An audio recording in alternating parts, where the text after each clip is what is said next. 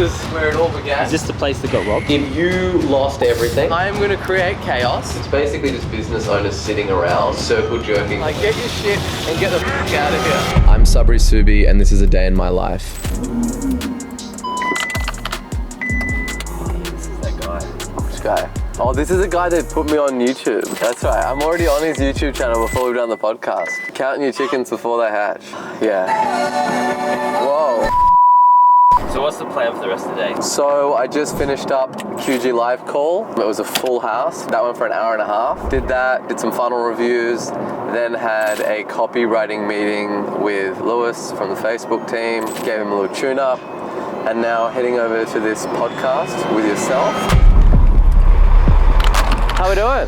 Great. This is where we're doing it. Where are we? What's the hap? Well, it's been a bit of a wave of entrepreneurs lately. So very nice to meet you. This is where we are. Where do you want me? So there's two reasons why I do podcasts. The first one's either you look at the biggest brands in the world and you look at the founders. The following for those founders is always much larger than the brands itself. Whether it's Elon with Tesla or even Jimmy with Feastables. People want to know the person behind the brand and they want to see what that brand stands for and they want to see it being built. And the second reason is to send the elevator back down to entrepreneurs. When I was on the come up, listening to founders, looking at their stories, I got motivation in that, and I wish that for a lot of the people that I was following that there was more of those things. And I also wish for my own personal story, because these are all things that I'm going to be able to actually show my children when they're older, like, hey, this is what Papa was doing, like this is why I work so hard, so they can see the climb and the come up as well. Today's guest is the founder of Australia's #1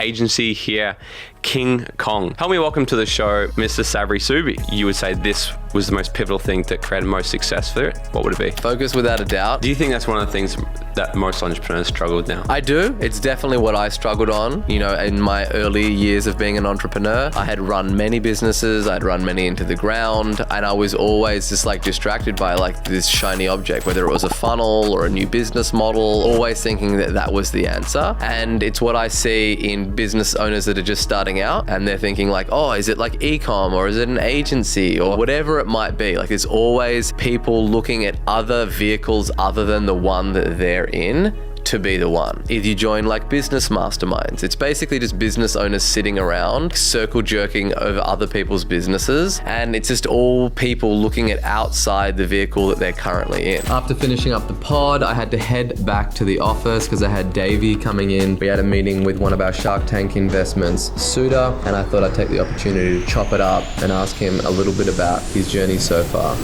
Yeah. Oh, thank you. What'd you get me? You always get gifts. Sabri socks? How did you know? I'll rock them with the sandals. Do me proud. If you lost everything and you had no cash and you had no connections, you didn't have your brand name, you had no network at all, and you were starting from scratch in 2024, what are the first 3 things you do? The first thing I would 100% do is learn the skill that I want to specialize in. And this is a mistake that I made a lot. I failed probably 6 businesses in a row and I went, hang on a second, maybe I'm not as good as I think I am. Drop the ego, learn the skill first, and then talk to people. You've got to find a mentor. And then the third thing? Just do it. Just like literally do not stop, do not sleep, do not make any excuses. Persistently attack it and get data about why it's not working and drop the ego. After chatting with Davey a little bit about his story, we had a deep dive scheduled with the guys from Suda. After that long session, I was feeling very parched and decided to hit the streets in search of some sparkling water. You don't need to ask my permission, bro. Alright, I got that on camera. You know the drill. Let it be known that the boss says I do not need to ask permission. I was just looking for sparkling water. I'm very particular when it comes to my sparkling water. I swear I saw someone. No, you know what we meant? What? The Bollo one. Okay, all good. No dramas. I'll have to go see the enemy over at Woolworths. I came here, I wanted to support you guys. Man, I rock up to your house, and how do I know it's your house? Because there's a San Pellegrino bottle on your mailbox. Who else's house would it be? A funny story about that is my neighbor was like, you guys like to drink a bit of alcohol, do you?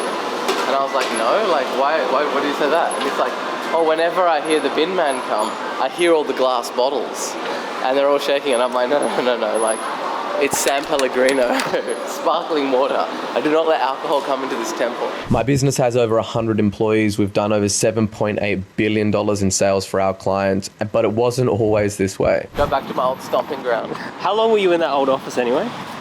We were there for 2.5 years. So the first office that we got, we outgrew that. We crammed like 13 people in there and there was one bathroom.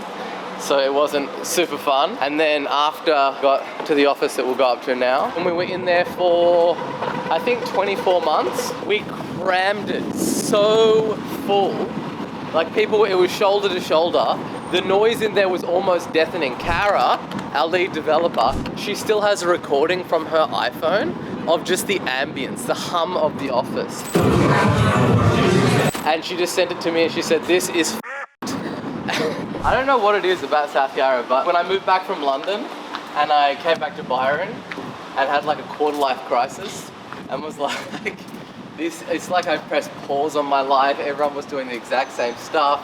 There was nothing new. And that was when I was like, put all my stuff in my car and was like, I just need to get out of here, and drove down to Sydney and then down to Melbourne. I'd never been to Melbourne. This is numero uno. This is where it all began. A lot of memories here. We got it up to 13 people.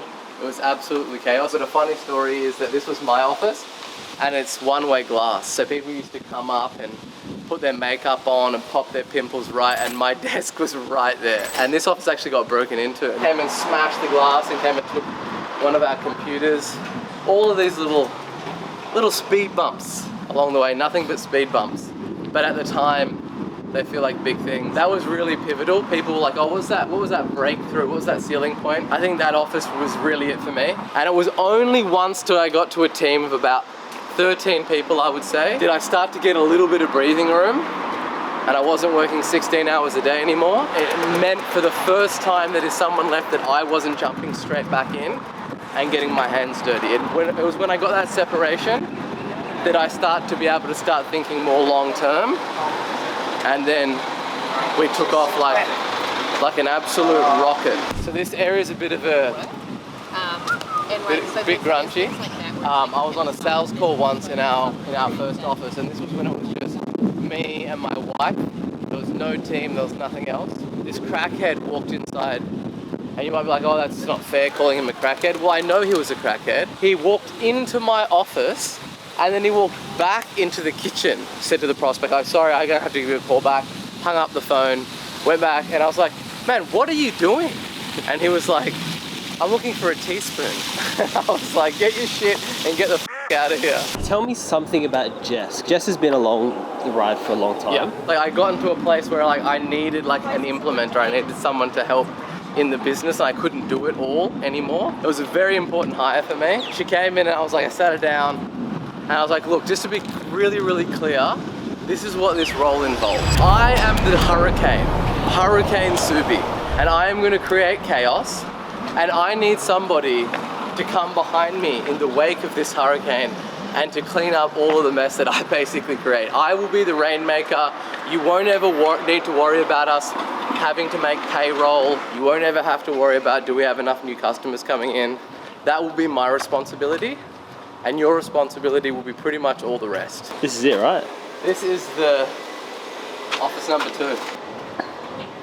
And it's been empty for a hot minute. We had this thing absolutely heaving. There was a lot more life in it when we were here, trust me. Maybe 60 of us crammed into this space. We're down here. This one? Yes. Samuel, my name's Ryan McCartney. You're here pretty soon. Awesome. First of all, I've never experienced that before. It's the kind of thing that people dream of, like when if they want to be a famous actor or musician. Like People think that's what they dream of. I try to have to explain it to my daughters. They get very confused when we're out in public and people just come up and they introduce themselves to me and they're like, Baba, why are these people doing this? And I was like, oh, I have to explain to them, like, you know, I make these videos and I write these books and we help people grow their businesses.